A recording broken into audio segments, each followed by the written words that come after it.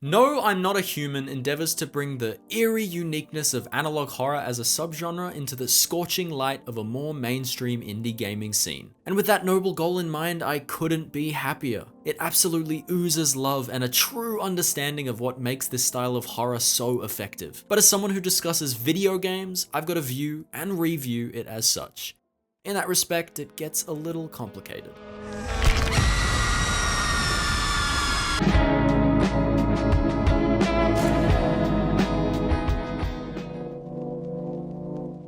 This game takes place beneath a single roof, scorched by a newly blazing and blistering sun, under which a house will, in due time, hear many a knock on its door. This is your house, and it is up to you to decide whether those who knock deserve your hospitality, and beyond that, your mercy. No, I'm Not a Human takes the recent fixation around monotonous inspection work and combines it with the allure of analog horror, brought to mainstream relatively recently by the Mandela Catalog web series. This aesthetic is brought to life in an intriguing blend of 2D and 3D graphics. The 3D explorable hallway in your cottage is the interim between the 2D point-and-click style rooms behind each door. This seems like it would be jarring, but it's very smartly done and really drives the game's identity. Now, the company you keep takes two forms: guests, survivors of the sun-scorched world outside, and visitors, predators in its ashen night.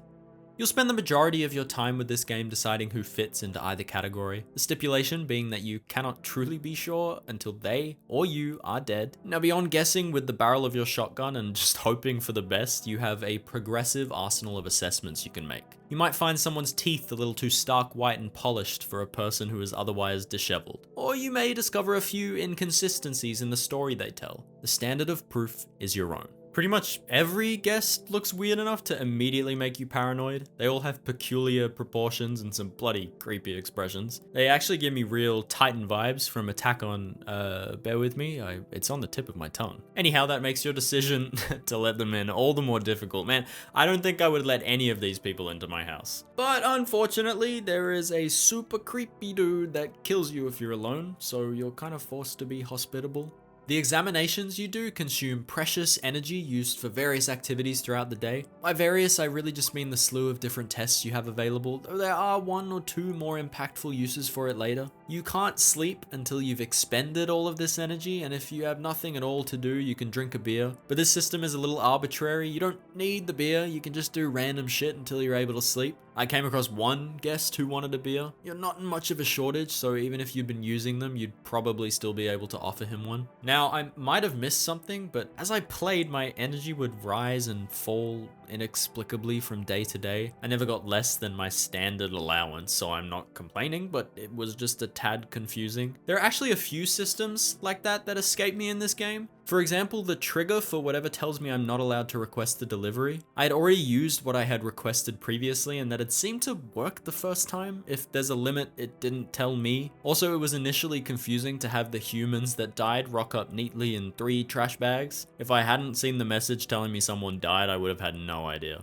I suppose it's nice of the visitors to clean up after themselves though. An odd design choice in my opinion. The people you encounter all have fairly well-written backstories, some smart and entertaining dialogue, and I guess that wherever you are, there is no shortage of character because just about 0 of these people are normal. That definitely works to the game's benefit, don't get me wrong. Unfortunately, you don't seem to be able to give some of their stories any satisfying conclusions though. At least not when those annoying-ass FEMA guys keep pulling up and stealing everyone you care about, effectively ending their stories prematurely. I'm well aware that this system is in place to prevent players from hunkering down with a few good people and waiting for the game to end. And in isolation, it's welcome as another thing you need to manage, but it's frustrating for certain stories to be almost entirely at the whim of RNG. Now, they did try to account for this by giving you these FEMA notices you can hand to guests as a way to kind of choose who leaves, but they are finite, and it's very possible you'll still end up in a situation where you lose people you care about. I mean, you definitely should just be able to pick who stays and who goes whenever an agent shows up.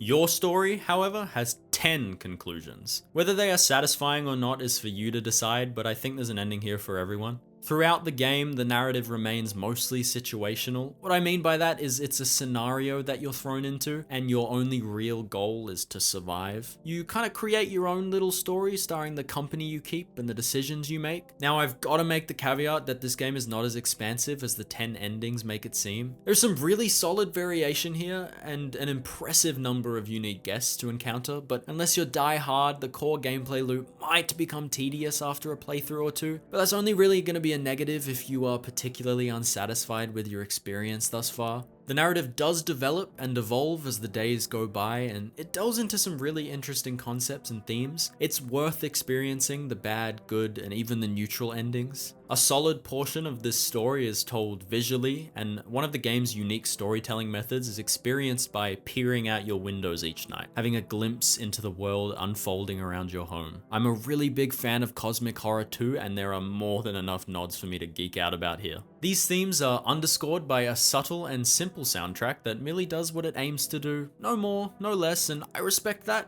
It uplifts what the developers knew needed the spotlight. It's pleasant to listen to and very, very eerie when it needs to be. I was consistently impressed by the subtlety and attention to detail Trioskaz, that's how you say it, displayed in this and other aspects of the experience. However, there was one small moment where I felt it detracted from the experience slightly. You can listen to a radio in-game, which you can learn various little tidbits of information from, like phone numbers to call or little story moments. And sometimes these story moments would have text displaying some really panicked dialogue, but there would be this cute little radio voice that sounded, it was like, and it would be mumbling along like nothing was happening while someone was like giving their last words and dying horribly.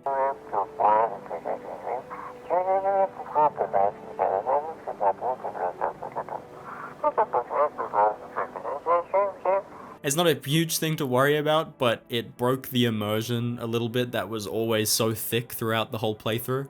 Look, this game is a really unique and enticing package full of references, secrets, wit, horror.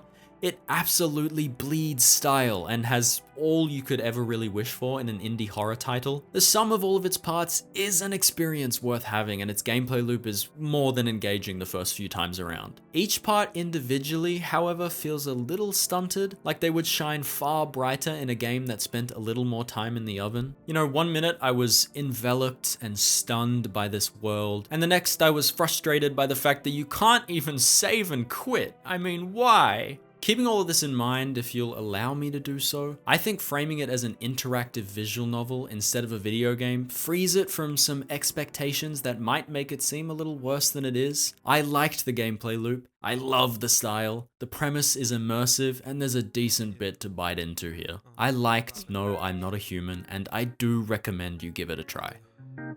Yeah, hip hop and jazz. Yeah.